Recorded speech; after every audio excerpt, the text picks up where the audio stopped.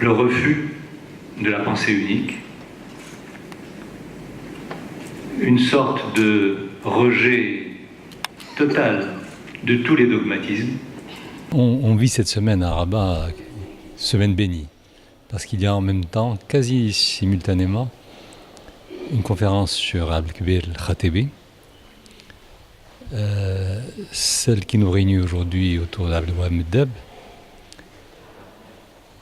Et je crois qu'à l'Académie du Royaume, il y a également un débat sur les mêmes thèmes. Et moi, je suis très très heureux, en tout cas s'agissant de Abdelkbir el-Khatebi et de Abdelwahab Meddeb aussi.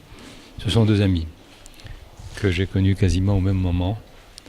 Et pour Abdelwahab, on a eu en partage à la fois des combats communs, quelques victoires aussi, et puis surtout un parcours qui nous a associés dans cette pédagogie, pour moi, de ce que je ressens, ce que j'ai appris et ce qu'est la réalité que je vis, en disant, comme je le fais très souvent devant des auditoires, notamment à l'extérieur du Maroc, ce que signifie être juif en terre d'islam pour moi.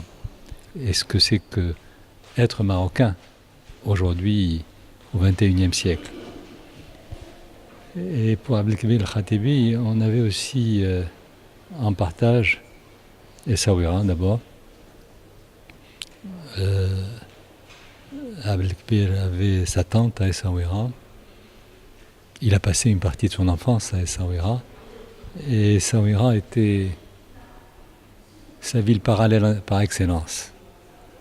Et nous avons vraiment été complices dès les années 70 sur tous ces thèmes qui nous font réunir autour de ces deux personnes aujourd'hui. À la fois l'altérité, à la fois la curiosité l'un de l'autre, l'échange quand on n'est pas nécessairement les mêmes, mais nous faisions, et avec Meddeb et avec el-Khatebi, nous faisions de nos différences un élément permanent d'enrichissement. Donc parler de tout cela, évoquer tout cela, aujourd'hui à Rabat, pour moi, c'est un moment de... Aujourd'hui, vous organisez un événement commémoratif. Donc c'est la commémoration de l'ouvrage de M. Meddeb, organisé par la Trésorerie générale concernant l'islam part de l'universel.